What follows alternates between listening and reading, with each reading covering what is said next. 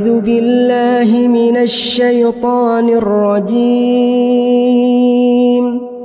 بسم الله الرحمن الرحيم. الحمد لله الذي أنزل على عبده الكتاب ولم يجعل له عوجا قيما لينذر بأسا شديدا من لدنه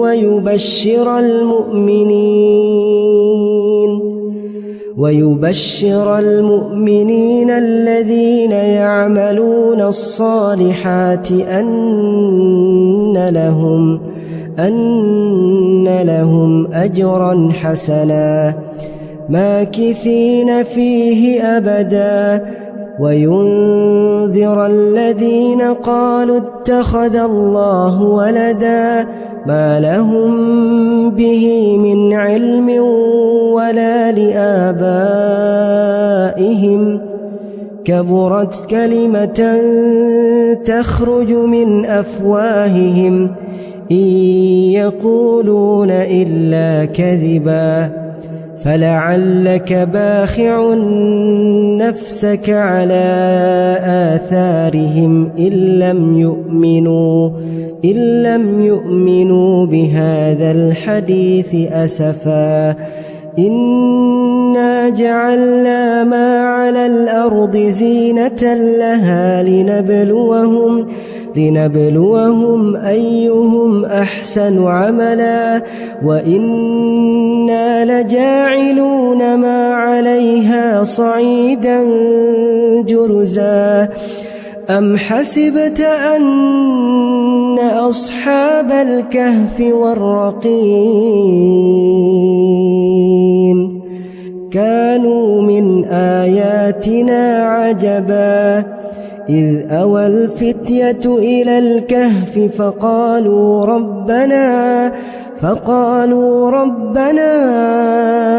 آتنا من لدنك رحمة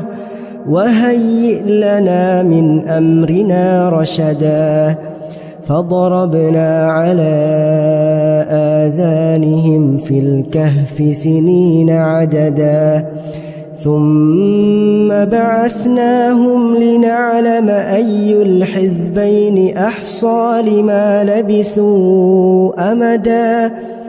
نحن نقص عليك نبأهم بالحق إنهم فتية آمنوا بربهم وزدناهم هدى وربطنا على قلوبهم إذ قاموا فقالوا ربنا رب السماوات والأرض لن ندعو من دونه إلها لقد قلنا إذا شططا هؤلاء قومنا اتخذوا من دونه آلهة لولا يأتون عليهم بسلطان بين فمن أظلم ممن افترى على الله كذبا وإذ اعتزلتموهم وما يعبدون إلا الله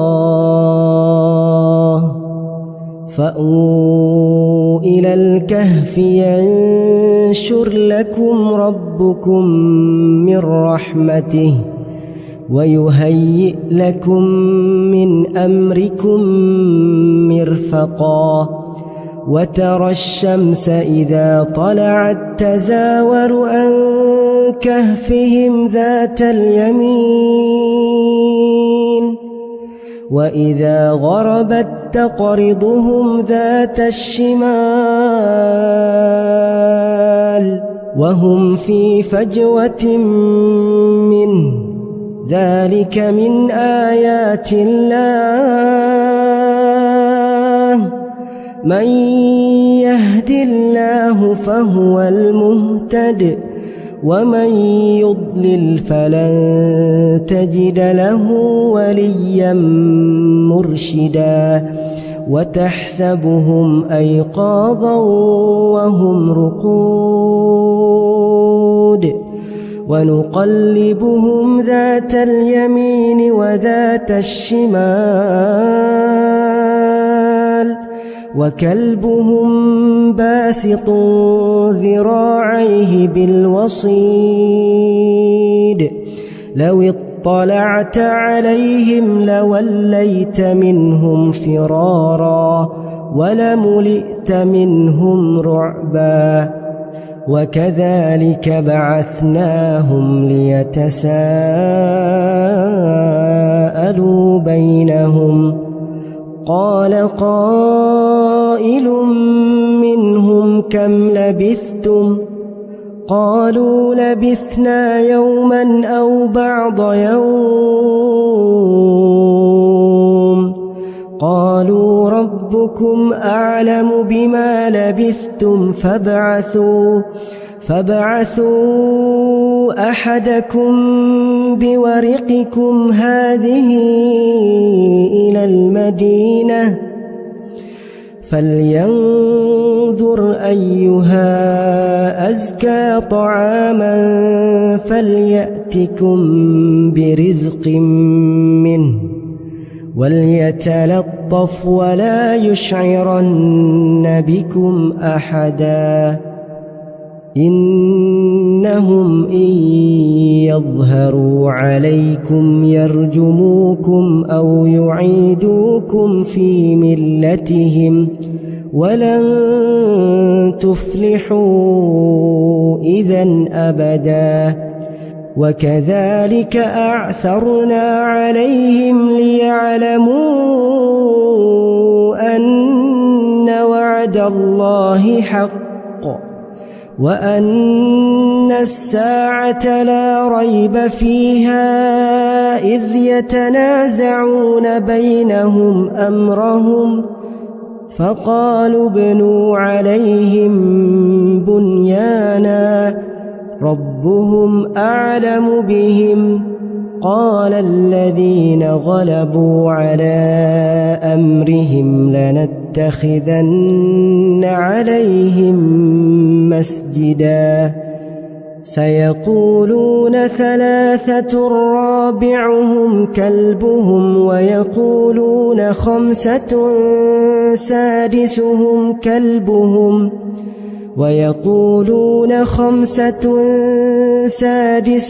كلبهم رجما بالغيب ويقولون سبعة وثامنهم كلبهم قل ربي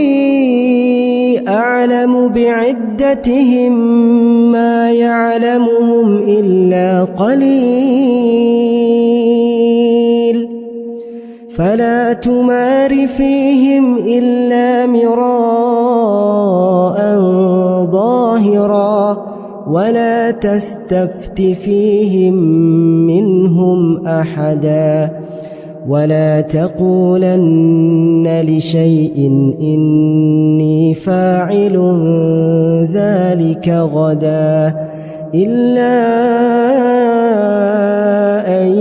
يشاء الله واذكر ربك إذا نسيت وقل عسى أن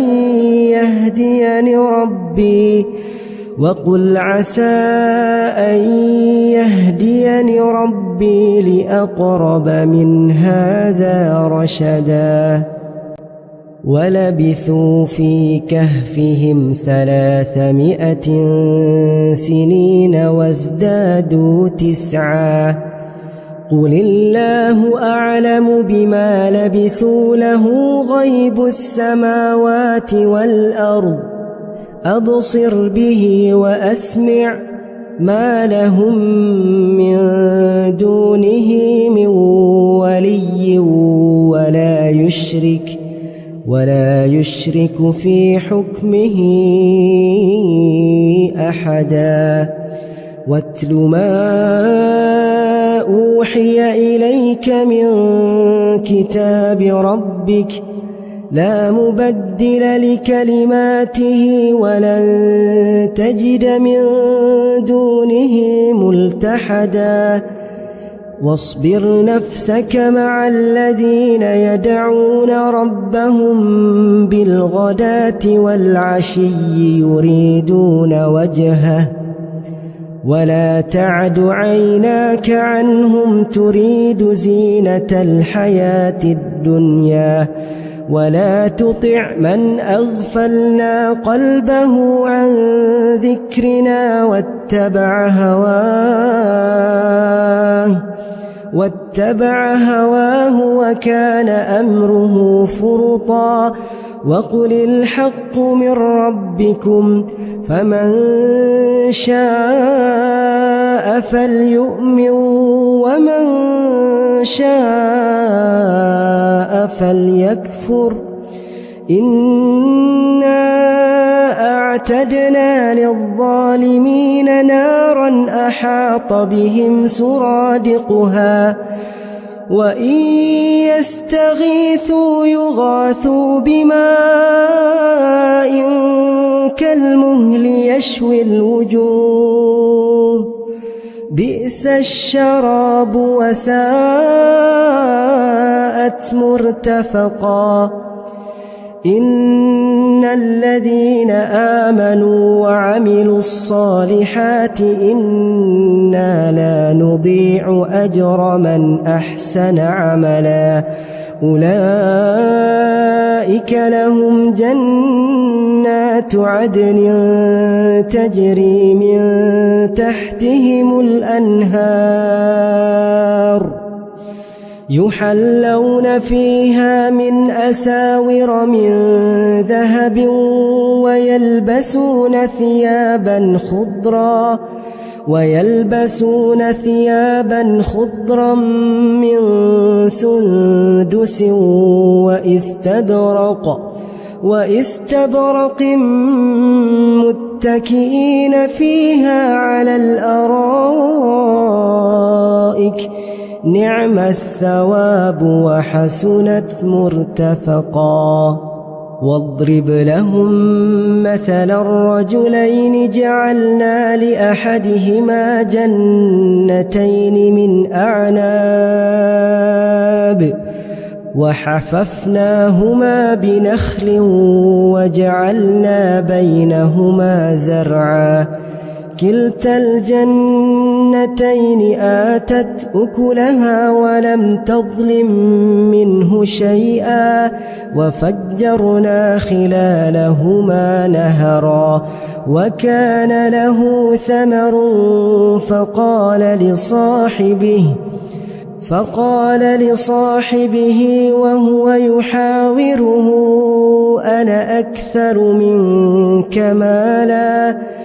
وهو يحاوره أنا أكثر منك مالا وأعز نفرا ودخل جنته وهو ظالم لنفسه قال ما أظن أن تبيد هذه أبدا وما أظن الساعة قائمة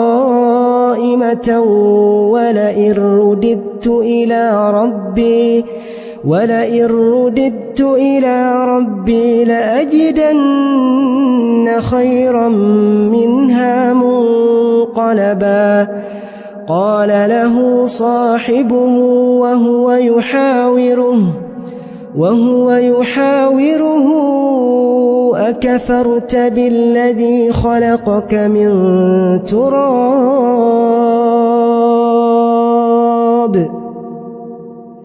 أكفرت بالذي خلقك من تراب ثم من نطفة ثم سواك رجلا لكن هو الله ربي ولا أشرك بربي أحدا ولولا إذ دخلت جنتك قلت ما شاء الله لا قوة إلا بالله إن ترني أنا أقل منك مالا وولدا فعسى ربي أن يؤتيني خيرا من جنتك ويرسل عليها حسبانا من السماء فتصبح صعيدا زلقا أو يصبح ماؤها غورا فلن تستطيع له طلبا وأحيط بثمره فأصبح يقلب كفيه على ما أنفق فيها وهي خاوية على عروشها ويقول يا ليتني لم أشرك بربي أحدا ولم تكن له فئة ينصرونه من دون الله وما كان منتصرا هنالك الولاية لله الحق هو خير ثوابا وخير عقبا واضرب لهم مثل الحياة الدنيا كماء إن أنزلناه من السماء فاختلط به نبات الأرض فأصبح هشيما تذروه الرياح وكان الله على كل شيء مقتدرا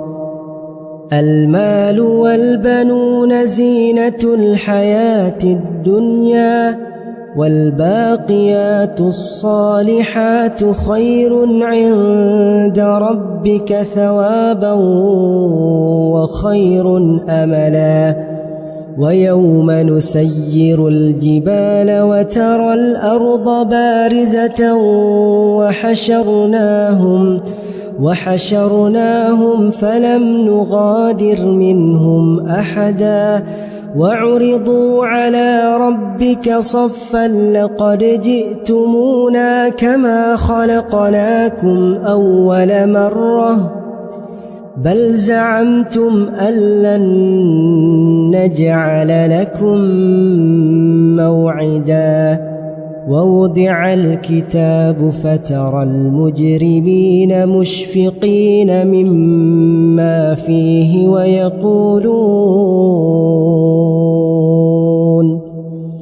ويقولون يا ويلتنا ما لهذا الكتاب لا يغادر صغيرة ولا كبيرة إلا أحصاها ووجدوا ما عملوا حاضرا ولا يظلم ربك أحدا وإذ قلنا للملائكة اسجدوا لآدم فسجدوا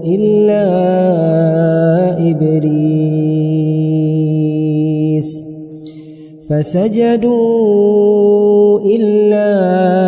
إبليس كان من الجن ففسق عن أمر ربه أفتتخذونه وذريته أولياء من دوني وهم لكم عدو بئس للظالمين بدلا ما أشهدتهم خلق السماوات والأرض ولا خلق أنفسهم وما كنت متخذ المضلين عضدا ويوم يقول نادوا شركائي الذين زعمتم فدعوهم فلم يستجيبوا لهم وجعلنا بينهم موبقا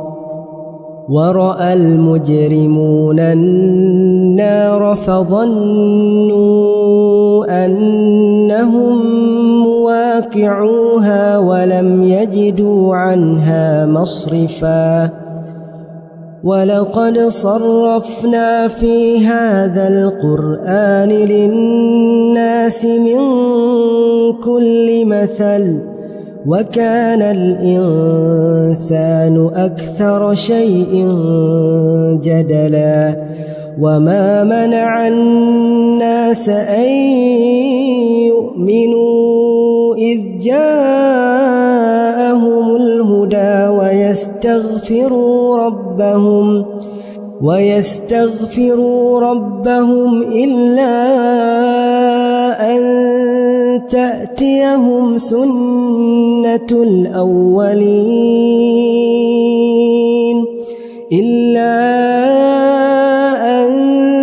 تأتيهم سنة الأولين أو يأتيهم العذاب قبلا وما نرسل المرسلين إلا مبشرين ومنذرين ويجادل الذين كفروا بالباطل ليدحضوا به الحق واتخذوا آياتي وما أنذروا هزوا ومن أظلم ممن ذكر بآيات ربه فأعرض عنها ونسي ما قدمت يداه إنا جعلنا على قلوبهم أكنة أن يفقهوه وفي آذانهم وقرا وإن تدعهم إلى الهدى فلن يهتدوا إذن أبدا وربك الغفور ذو الرحمة لو يؤاخذهم بما كسبوا لعجل لهم العذاب بل لهم موعد لن يجدوا من دونه موئلا وتلك القرى أهلكناهم لما ظلموا وجعلنا لمهلكهم موعدا وإذ قال موسى لفتاه لا أبرح حتى أبلغ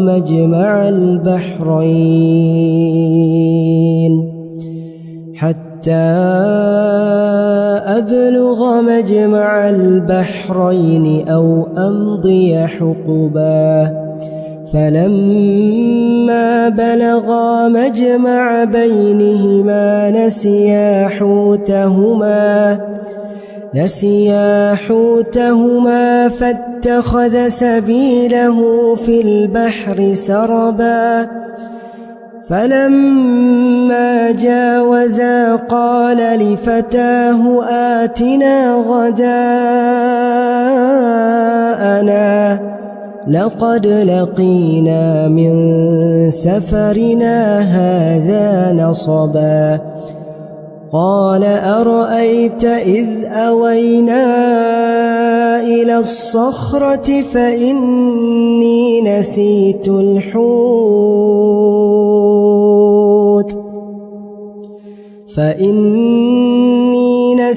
الحوت وما أنسانيه إلا الشيطان أن أذكره واتخذ سبيله في البحر عجبا قال ذلك ما كنا نبغ فارتدا على آثارهما قصصا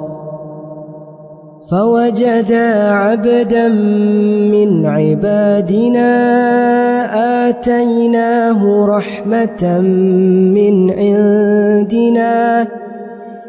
آتيناه رحمة من عندنا وعلمناه من لدنا علما قال له موسى هل أتبعك على أن تعلمني مما علمت رشدا قال إنك لن تستطيع معي صبرا وكيف تصبر على ما لم تحط به خبرا قال ستجدني إن شاء الله صابرا ولا أعصي لك أمرا قال فإن اتبعتني فلا تسألني عن شيء حتى أحدث لك منه ذكرا فانطلقا حتى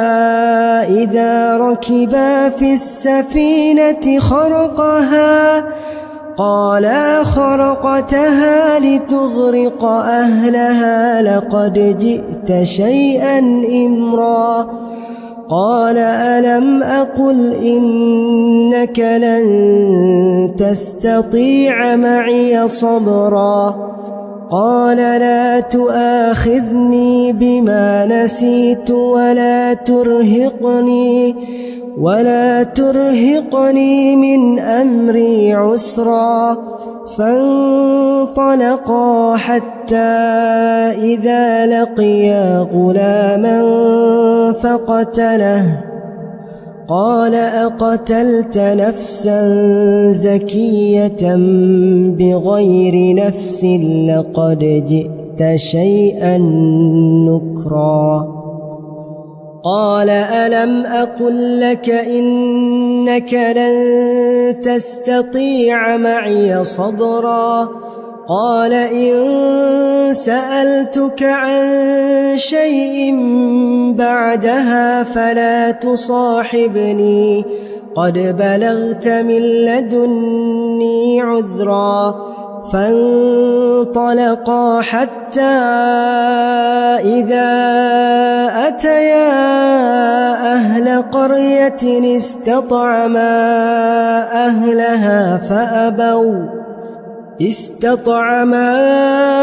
أهلها فأبوا أن يضيفوهما فوجدا فيها جدارا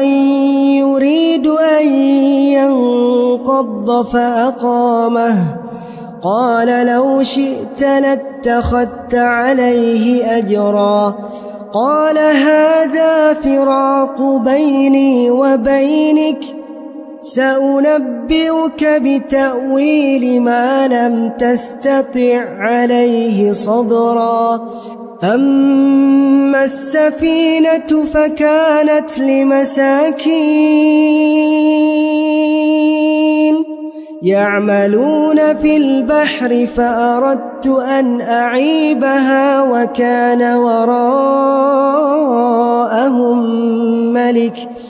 وكان وراءهم ملك يأخذ كل سفينة غصبا وأما الغلام فكان أبواه مؤمنين فخشينا أن يرهقهما طغيانا وكفرا فأردنا أن يبدلهما ربهما خيرا منه زكاة وأقرب رحما. وأما الجدار فكان لغلامين يتيمين في المدينة وكان تحته كنز لهما وكان أبوهما صالحا فأراد ربك أن يبلغا أشدهما ويستخرجا كنزهما رحمة من ربك وما فعلته عن أمري ذلك تأويل ما لم تستع عليه صبرا. ويسألونك عن ذي القرنين قل سأتلو عليكم منه ذكرا.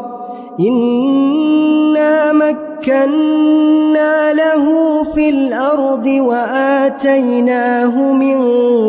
كل شيء سببا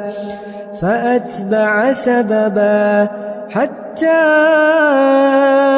إذا بلغ مغرب الشمس وجدها تغرب في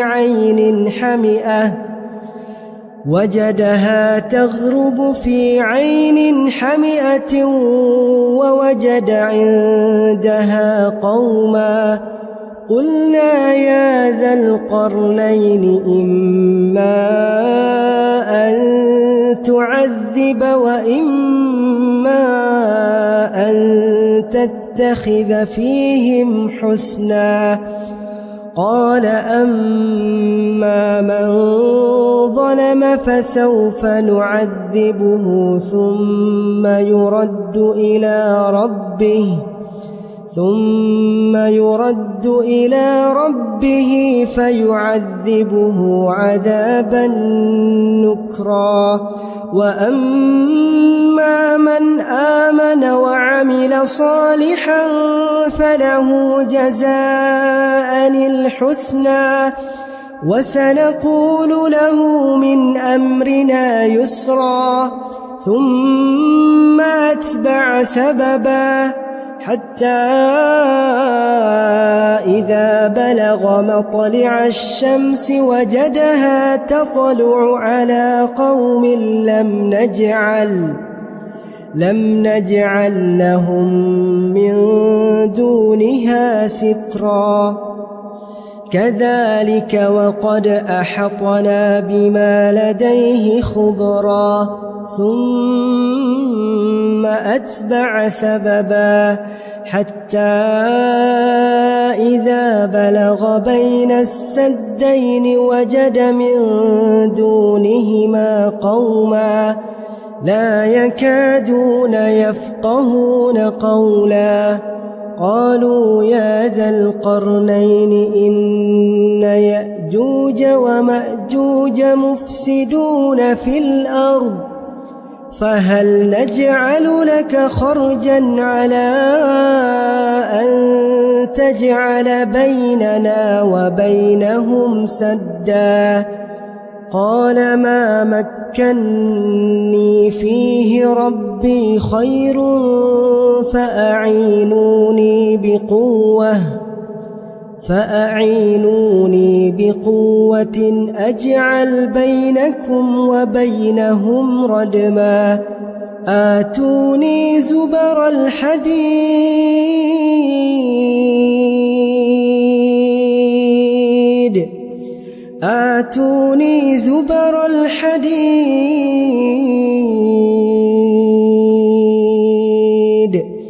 حتى إذا ساوى بين الصدفين قال انفخوا حتى إذا جعله نارا قال آتوني أفرغ عليه قطرا. فما استطاعوا أن ليظهروه وما استطاعوا له نقبا قال هذا رحمة من ربي فإذا جاء وعد ربي جعله دكاء وكان وعد ربي حقا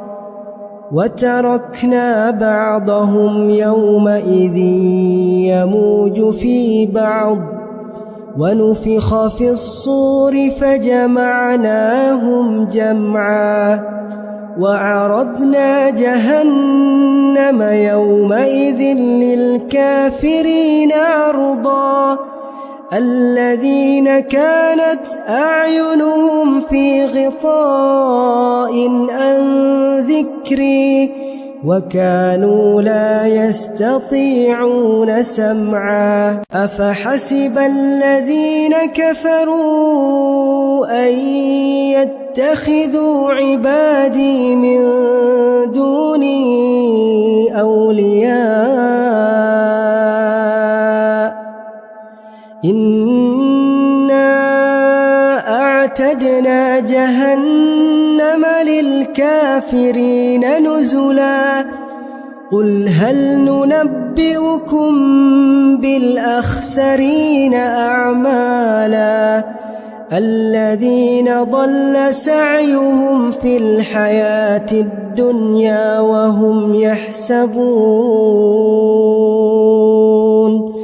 وهم يحسبون أنهم يحسنون صنعا أولئك الذين كفروا بآيات ربهم ولقائه فحبطت أعمالهم فلا نقيم لهم يوم القيامة وزنا ذلك جزاؤهم جهنم بما كفروا واتخذوا آياتي ورسلي هزوا إن الذين آمنوا وعملوا الصالحات كانت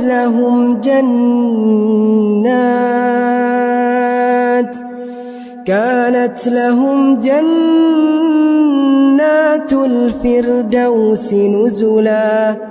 خالدين فيها لا يبغون عنها حولا قل لو كان البحر مدادا لكلمات ربي لنفد البحر قبل أن تنفد كلمات ربي ولو جئنا بمثله مددا قل إنما أنا بشر مثلكم يوحى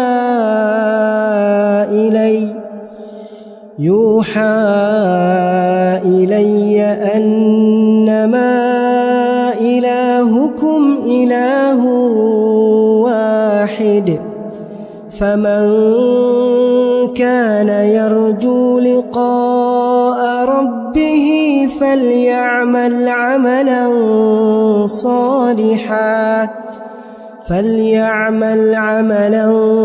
صالحا ولا يشرك بعبادة ربه أحدا.